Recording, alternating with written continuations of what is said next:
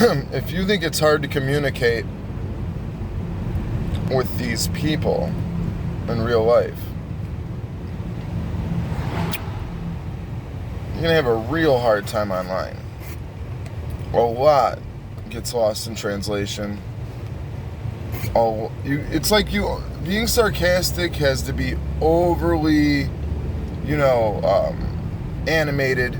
Otherwise, it will be taken serious. Or you could be being serious and a motherfucker think you're bullshitting. It's hard to navigate. I've been misunderstood so many times. It's like you have to say it like this.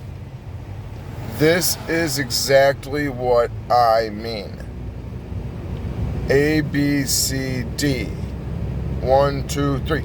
Otherwise, good luck. And there's so many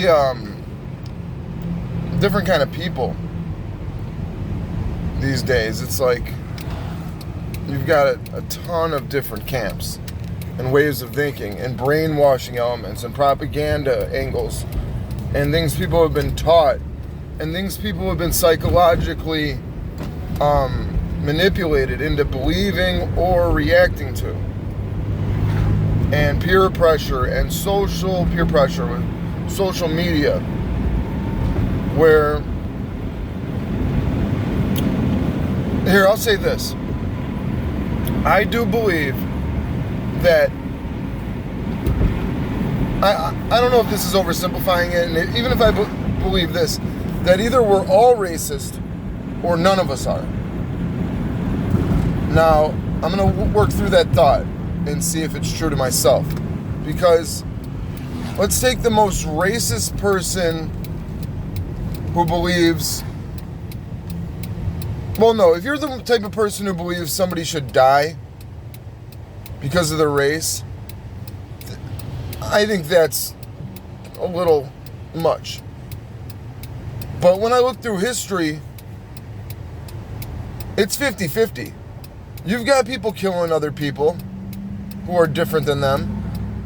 But watch your friends close, watch your enemies even closer, because usually when there's a genocide like Pol Pot or Mao, or we won't say Russia because that wasn't like ethnic Russians killing the exact same people as himself. But, there's two examples of Pol Pot and Mao where people have self-genocided their own people. It was in the name of a communist idea. In Pol Pot's case in Cambodia, it was to rid the cities of people and allow the countryside to become, an agricultural society. I don't know what honestly, I don't know what he was doing. Maybe nobody liked him, and I think it was the Cambodia was maybe like Phnom Penh or something like that. Maybe he went there and he had a lot of bad experiences, like none of the girls liked him and the guys beat him up. I don't know, maybe he just had a grudge. But he went crazy and they were extremely brutal. You see Asian people, man, when they get crazy, they have no mercy on another soul. Like, they don't care at all. They just don't care.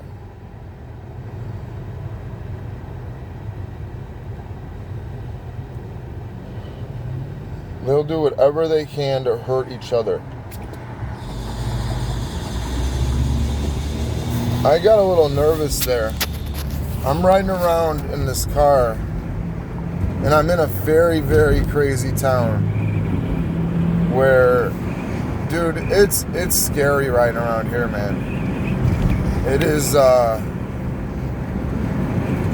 it's one of those places where there's certain... Okay, we're bordering Chicago right now. This town borders Chicago. Chicago's about a half mile to my left. Traveling northbound. Or am I right? Or, and some of these towns, If they can't arrest you, which is their goal, and to take your car, they're like car crazy.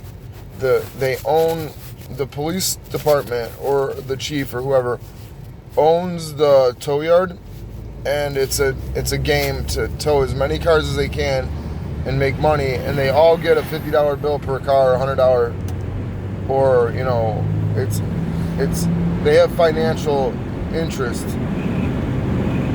in arresting you if you have a car. Now, if you're walking down the street, they don't give a fuck.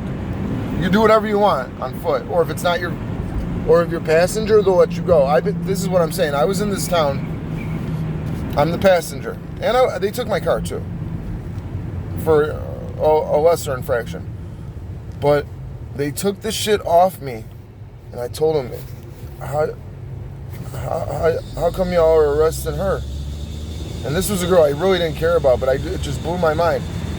I had a hammerless pistol that I wanted to fix, right? And we were going to put a hammer in it because it was a big old pistol, right? And I had it in a coat wrapped up in the back seat. And the coat was a men's coat, and they knew it was mine, and they could have went through any, if they really wanted me, of course they would have took me. But it wasn't even really in the back seat. It was like kind of like tucked behind my front seat and the front right side passenger, back side passenger door, like right behind my right arm. It was a hammerless pistol, and I had weed on me.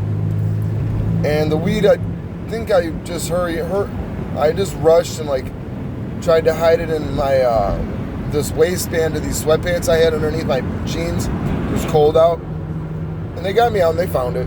It was too much for me to even like try, but I said fuck it. And I knew where we were, and I knew what this was gonna be.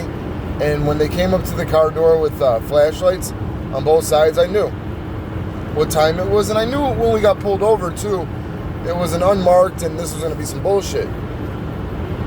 And they took the weed. They didn't charge her with the weed, but they charged her with the gun just to tow her car. And she went to court, and they dropped the charge because it didn't have a hammer. But nevertheless, she had to pay the money to get the car out. Now, I told her when we smoked a blunt, the car smelled like weed. I told her, don't drive through that town, stay in Chicago. Because I've been through there, and she was like, no, we're straight, we're just driving through, it's rush hour, it's like 6 p.m., winter time. So you get nervous when you even see that town's police officers. Because you're like, because I don't even have a front plate on this car, I just got this cheap car just to have something to ride around in because all my cars broke. But yeah, back to the point. There's a lot of misunderstandings, and there's so many differences and divides between people. It's really hard. It's really hard to joke because that's why it's so hard to do comedy these days. You have to stay away from shit, or it's got to be brutally, brutally basic and to the point. Kind of takes away a lot of what you can do. And you got to make sure to stay in the middle. Because if I even jokingly play, whatever you want to call it, devil's advocate, or pretend like I'm playing a racist character just to make a point, there's going to be offended people, and that's always been the case, but now so more than ever. You've got people bending over backwards to prove they aren't racist, and I just think that we're all pretty much the same. We all have prejudgments. That means we're all prejudiced.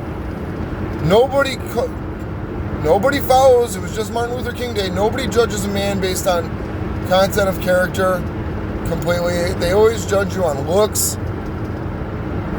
And skin color and race is a big part of looks. Okay? So that'd be like judging a guy because he's got face tats.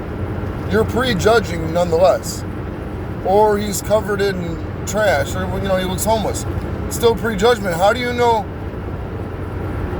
he doesn't just like to dress like that? You don't, right? You do not know. But your mind, unwillingly, it doesn't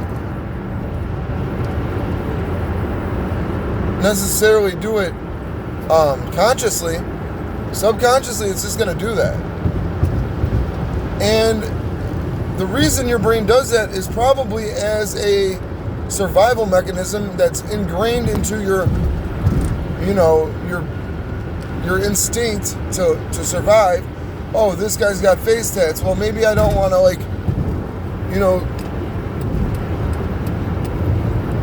bother him. Because that's what older white people think. Now, me, I'd be like, this guy's got face tats. I hope he doesn't try to get on some bullshit. I'll talk to him, but, you probably might want to get on bullshit with me here on this fucking CTA platform. Maybe I'll just look at my phone. I don't need any more friends with face tats, to be honest. Whether he had those face tats or not, I'm not talking to nobody. It's not because of that, but I did happen to notice that. And when people have face tats, I like to look at them once to be like, damn, that motherfucker's crazy. He got that on his forehead. Motherfuckers are super savages out here. They don't give a fuck. Because it is a savage move to get a fucking forehead tat, disrespecting another gang, or aligning yourself, or showing everybody you're in a gang. I mean, just for life, in public, if you run into the opposition or a rival gang, you're branded. It's like a bumper sticker. I don't put bumper stickers on my car. It brands you. I never will. And then the police see them and they're like, oh, okay. Woo, woo, pull you over because it says Trump, and they don't like Trump. Or it says something else, like Bernie 2020 or whatever. Somebody is going to be on the other side, is the whole point of this whole thing. No matter how neutral you think you are, somebody's going to be on the other side. And also, no matter how, and the more neutral you are, I think the gayer. Stand up for what you believe in. Speak out. That might be the problem. Why are we so intolerant of people's views? Because everybody's constantly getting pushed into the center. So that when somebody actually does have a point, it's offensive. No, we all should have points. We all should be able to express them. That's what the freedom of speech is. You don't have to be offensive necessarily, but it doesn't matter. Because just merely expressing them in today's world is offensive. Even when you're not being offensive, by definition. So, I just wanted to say that, I push it. So, I do get misunderstood, and I do anger people, and there are people that really don't like me. But I'm the type of person that feels like if we actually spoke, we wouldn't fist fight. We might just be able to. I could get along with people if I try. The thing is, I don't necessarily try, especially online now. Online, I'm not dealing with you like a person. I'm just playing the whole time. And even when I do act like I'm trying to, be normal, I have a hard time. So I really, in order for me to be like a normal person, a normal friend, a normal, acquaintance or whatever, I have to turn off the playtime David, who just wants to joke around and talk stupid. And, man, I need to shave. And I need to say, you know what, this person might not appreciate it. This person seems like they actually want to talk to somebody normal. And so many times people have wanted to talk to me like a normal human being, and I just wasn't having it, and they pissed them off, and eventually there was a failure to communicate. It was at my fault a lot of times. So the internet, here we are, 2020. I really like talking to people, I do, and I'd like to do some things with people. So I'm going to try harder to be more of a human being and less of a fucking, the word is like when you don't deal with emotions well. When you just turn off emotions, there's no empathy. There's no even wanting to get to know somebody. You're just playing. I forgot the word, but everybody, God bless.